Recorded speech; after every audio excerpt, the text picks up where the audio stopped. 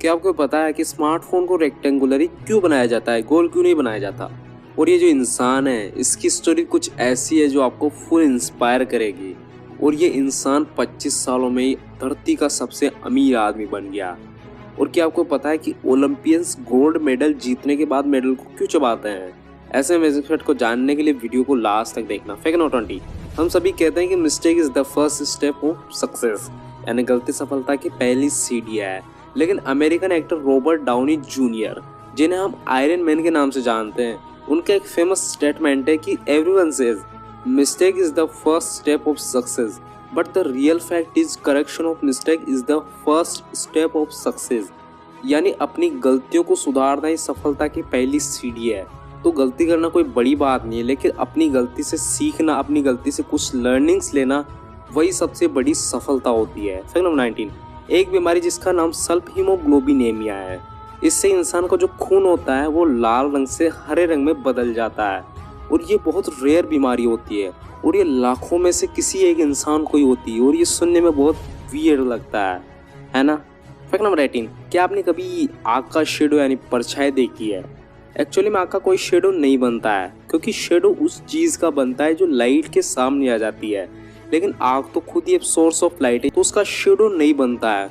धूप में हमें उसकी केवल थर्मल एनर्जी वेव से दिखती है, उसका शेडो नहीं होता। यानी अब जब हम आग को धूप में देखते हैं तो उसकी जो वेव्स दिखती है वो एक्चुअल में उसका शेडो नहीं होता है, वो केवल उसकी तरंगे होती है, थर्मल एनर्जी तरंगे होती है।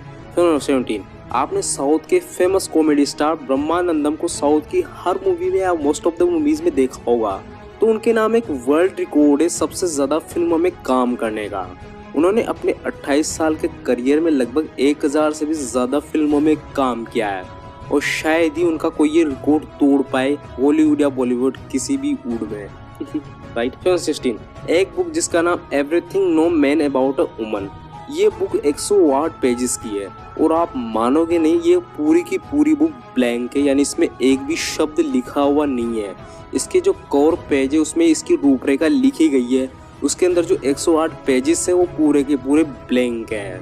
इसका मतलब क्या है कि एक आदमी किसी भी औरत के बारे में कुछ भी नहीं जानता है, यानी वो किस तरह सोचती, किस तरह चलती, किस वक्त तो खुश होती है, वो अपना टाइम कैसे मैनेज करती है, ये सब चीज़ें कोई भी आदमी किसी भी औरत के बारे में नहीं समझ पाता है। तो इस थ्योरी के हिसाब से बुक बिल्कुल राइट है। Fact number 15, first human moon mission Apollo 11 जब चांद पर गया तो उसके जितने भी क्रू मेंबर्स थे उन्होंने अपने सिग्नेचर्स यानी 100 से भी ज़्यादा सिग्नेचर्स अपने परिवार वालों को दिए, क्योंकि वे सब पहले ऐसे इंसान थे जो मून पर गए थे, यानी मून पर जाने वाले थे, और उनका जिंदा वापस आना लगभग संभव ही नहीं था, क्योंकि इससे पहले मून पर कोई भी नहीं गया था। तो ये फर्स्ट स्टेप था वहाँ पे जाने के लिए, और ये सफल भी हो सकता था और असफल भी हो सकता था। इसका सफल होने का ज़्यादा चांसेस नहीं थे। तो उस टाइम स्पेस में जाने वाले के लिए कोई इंश्योरेंस भी नहीं था, तो उनकी मौत के बाद उनके परिवार वालों की फाइनेंशियली हेल्प हो सके, इसलिए उन्होंने अपने जो सिग्नेचर्स हैं, क्योंकि उस टाइम वही पहले ऐसे इंसान थे जो मून पर जाने वाले थे, तो उनके सिग्नेचर्स की वैल्यू बहुत ज़्यादा थी। और फॉर्चुनेटली वे वापस भी आए, और उनमें से किसी एक क्रू मेंबर्स के परिवार वाले ने उन सिग्नेचर्स को 100 करोड़ रुपए से ज़्यादा में बेचा था। तो ये थी उन सिग्नेचर्स की वैल्यू। फैक्ट नंबर 14, आपको तो पता होगा कि ब्लू व्हेल दुनिया की सबसे बड़ी ओशन क्रिएचर है। तो लेकिन क्या आपको पता है कि ब्लू व्हेल की वीनस यानी नसें इतनी बड़ी होती है कि उनमें से एक इंसान आसानी से तैर सकता है। इससे हम ऐसे समझ सकते हैं कि जब हम वाटर पार्क में गए होंगे तो वहाँ पे जो बड़ी फिसल पट्टी होती है कितनी चौड़ी होती है, कितनी बड़ी होती है, उनमें से इंसान आ जा सकते हैं, तैर सकते हैं। तो वैसी ही नसें ब्लू व्हेल की होती है। तो क्या आप इसमें तैरना चाहोगे? ऑब्वियसली कोई नहीं चाहेगा ब्लू व्हेल के अंदर जाना, राइट। फिर नंबर 13, हम अपने फैशन को बढ़ाने के लिए सन ग्लासेस का यूज़ करते हैं, है ना? तो इनको चाइनीज़ जजेस के लिए बनाया गया था, यानी इनको एक्चुअली में चाइनीज़ जजेस के लिए बनाया गया था, क्योंकि लोगों का मानना था कि सज़ा सुनाते वक्त जजेस के फेशियल एक्सप्रेशन बहुत ज़्यादा मैटर करते हैं। तो उनके फेशियल एक्सप्रेशन को छुपाने के लिए सन ग्लासेस को बनाया गया था। फैक्ट नंबर 12, 1913 में एक ब्लैक लड़की को ओक्लाहोनिया में एक 160 एकड़ का प्लॉट अलॉट हुआ। उस टाइम वैसी ज़मीनें केवल वाइट लोग ही ले सकते थे, लेकिन अनफॉर्चुनेटली उसमें जो खेती है वो खेती नहीं की जा सकती थी उसमें। लेकिन क्या हुआ, उसका जो भाग्य था वो बहुत ज़्यादा बुलंदियों पर था, तो उसमें कुछ टाइम बाद तेल निकल आया। और वो लड़की उस देश की पहली ब्लैक मिलियनेयर बनी, यानी पहली लखपति इंसान बनी उस देश की। फैक्ट नंबर 11 आपने यह है। फैक्ट नंबर 10 आपको इस इमेज को ध्यान से देखो, इसमें आपको कौन हक करता हुआ दिख रहा है, लड़का या लड़की। ये जो इमेज है वो एक ऑफिस की रैंडम इमेज है और इसमें जो हमारी आंखों का इल्यूजन होता है उसको हम समझ सकते हैं कि हमारी आंखें जो देखती है वैसा नहीं होता है। आप इसको ध्यान से देख के बताओ इसमें कौन हक करता हुआ दिखाई दे रहा है आपको, लड़का या लड़की। नहीं पता चल रहा है ना, तो मैं बताता हूँ। आप उसके नीचे वाले पैरों को ध्यान से देखो, ये किसके पैर लग रहे हैं आपको, लड़की की ऑब्वियसली। आप उन पैरों को मिलान करके देखो कौन हक कर रहा है। तो एक्चुअल में लड़की हक कर रही है, लेकिन जो हमारे आंखों का इल्यूजन होता है वो दिखा रहा है कि दोनों ये कर रहे हैं, लड़का या लड़की बिल्कुल अलग तरीके से दिख रहा है। इसी को इल्यूजन कहते हैं कि यानी जैसा जो दिखता है वैसा होता नहीं है और जैसा होता है वैसा हमें दिखता नहीं है। इसी को हम इल्यूजन बोलते हैं आंखों का। फैक्ट नंबर 9 आपको पता है कि पूमा और एडिडास कितने फेमस ब्रांड है जूतों के लिए, लेकिन क्या आपको पता है कि इन ब्रांड के जो फाउंडर्स हैं वो एक्चुअल में सगे भाई हैं। यानी एडिडास को एडोल्फ डासलर ने बनाया था और पूमा को रूडोल्फ डासलर ने 1948 में बनाया था। लेकिन इससे पहले ये दोनों साथ साथ जूते बनाते 1919 से हैं। जो फर्स्ट वर्ल्ड वॉर खत्म हुआ था तभी से इन्होंने बनाना शुरू किया था जूतों को, लेकिन किसी झगड़े के चलते हुए अलग हो गए और 1948 में इन्होंने अपनी सेपरेट कंपनीज बना ली और ये आज ये दुनिया के सबसे बड़ी ब्रांड्स है जूतों के लिए और ये एक दूसरे की कॉम्पिटिटिव कंपनीज है। फैक्ट नंबर 8 जो ड्रैगन फ्लाइज होती है वो अपने मेट यानी साथी से मिलने पर अपनी पूंछ से कुछ ऐसा साइन बनाती है। ये दिखने में दिल के जैसा लगता है, बट हाउ प्रकृति के जो इंसेक्ट होते हैं उनको कैसे पता चल जाता है कि जो दिल का साइज होता है वो ऐसा होता है इंसानों में, या फिर जो हम यूज़ करते हैं सोशल मीडिया पर वैसा भी साइन ऐसा ही होता है। तो ये कैसे पता चल जाता है कि दिल का जो साइन होता है वो ऐसा होता है, रैंडमली बनता है। लेकिन जो प्रकृति होती है कुछ अलग हटके ही होती है और उसको हम समझ नहीं सकते, इस जीवन में तो समझ ही नहीं सकते। 7 हमारे शरीर में 206 हड्डियाँ पाई जाती है, राइट। लेकिन क्या आपको पता है कि उन हड्डियों का 1/4 हिस्सा यानी 1/4 हिस्सा हमारे पैरों में पाया जाता है, मतलब बोन्स हमारे पैरों में पाई जाती है, यानी 26 पर फीट, समझ गया। तो ऐसा क्यों होता है? क्योंकि जो हमारा पैर है वो हमारे पूरे शरीर का वजन वहन करते हैं। हमारा जो पूरा शरीर होता है वो हमारे पैरों पे टिका होता है। तो अगर पैर कमज़ोर होंगे तो हम गिर जाएंगे, चल नहीं पाएंगे। तो इसी वजह से हमारी जो बॉडी की 1/4 जो हिस्सा होता है बोन्स का वो पैरों में मिलता है। Fact number 6 Rolex watch company वो दुनिया की सबसे बड़ी वॉच कंपनी है, तो आपको पता है। लेकिन क्या आपको पता है कि वो अपने प्रॉफिट का 90% हिस्सा जो ऑर्फन यानी जो अनाथ होते हैं उनको दान कर देती है। तो ऐसा क्यों करती है? वो ऐसा इसलिए करती है क्योंकि जो इसके फाउंडर थे हैंस विल्डोर्फ वो भी एक अनाथ ही थे और वे जानते थे कि एक अनाथ होना कितना ज़्यादा दुखदायी होता है, कितना पेनफुल होता है, और वे ऐसा दूसरों को नहीं करता हुआ देखना चाहते थे। यानी जो अनाथ होने का दुख है वो दूसरों को फील नहीं करवाना चाहते थे। तो इसीलिए रोलेक्स वॉच में जितना भी प्रॉफिट होता है उसका 90% हिस्सा ऑर्फन एज को जाता है। फैक्ट नंबर 5 इस फोटो में आपको जो रॉक दिख रही है उसका नाम A1 नासला है और ये साउथ अरेबिया में है।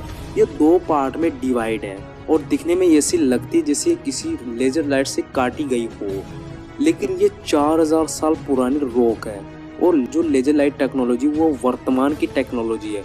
तो 4000 साल पहले ऐसा कैसे हो सकता है? शायद ये एलियंस ने किया हो, ऐसा भी हो सकता है क्योंकि जो गीज़ा के पिरामिड से वो भी कुछ इसी तरीके से बने थे। वैसे पिरामिड आज की क्रेन से भी नहीं बनाए जा सकते, तो 4000-5000 साल पहले कैसे बनाए गए होंगे? क्या पहले वाले लोगों की टेक्नोलॉजी हमारी टेक्नोलॉजी से बहुत ज़्यादा आगे होगी? शायद हो सकता है। फैक्ट नंबर 4 ये जो इंसान है वो दुनिया का सबसे इंटेलिजेंट इंसान है। इसका नाम किंग योंग योंग है।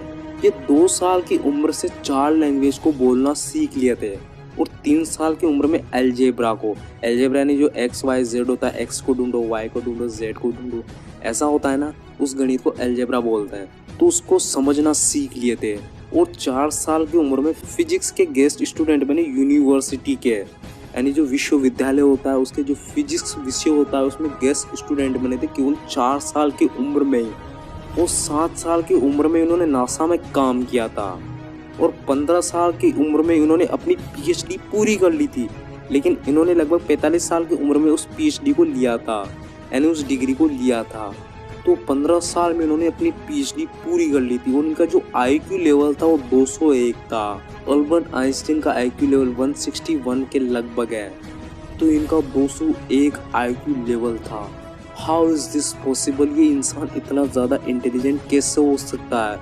न्यूरो साइंस के आगे भी इसका कोई जवाब नहीं है। This person is beyond neuro science, right? मैं गलत नहीं कह रहा हूँ। फैक्ट नंबर 3, क्या आपको पता है कि ओलंपियंस गोल्ड मेडल जीतने के बाद उसे क्यों चबाते हैं?